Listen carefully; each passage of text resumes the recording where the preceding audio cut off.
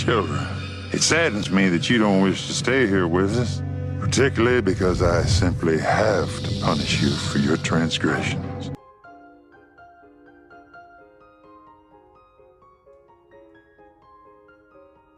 And clearly by punishment, I mean provide you with another tutorial on how I made this pumpkin head mask. I purchased the beach balls from Amazon. It's $6, and that gets you 3 balls. And basically what you do is you don't inflate them entirely. I used rubber bands along the segmentation lines of the beach ball to create the sections of the pumpkin. And I started covering them with a layer of Loctite foam. I'm creating these 2 pumpkin mask heads as a commission for a photographer. They're looking for something to do photo shoots in the fall, and I was looking for a way to quickly churn out these heads rather than waiting days for paper mache to dry, so I used the Loctite foam.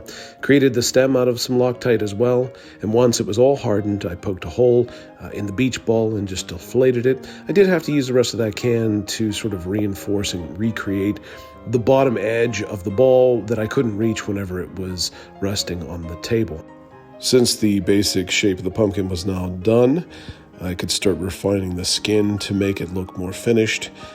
I had my son, one of my shop goblins, try it on just for the sake of getting a feel for it, and then started covering it with a layer of cellulose clay. Cellulose clay is made of plaster and paper, and I'm sort of working in degrees here. At that point, I wanted to trace on the face and cut it out before I went any further.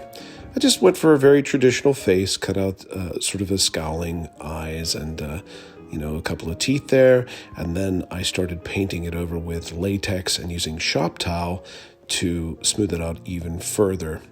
I'm going to go through a lot of the rest of this pretty quickly, but once the head itself was to a place where I felt comfortable with the shapes, I started painting with the mixtures of brown, darkening in the crevices with some browns and mixing it with orange to create the look that I wanted in the end. If you like this sort of thing, please feel free to follow along or ask any questions in the comments. I went back and tried to create a twisted stem by covering a piece of wire in some additional paper clay, and I used a hat to make it more comfortable to wear. I hope you like this, and as always, happy haunting.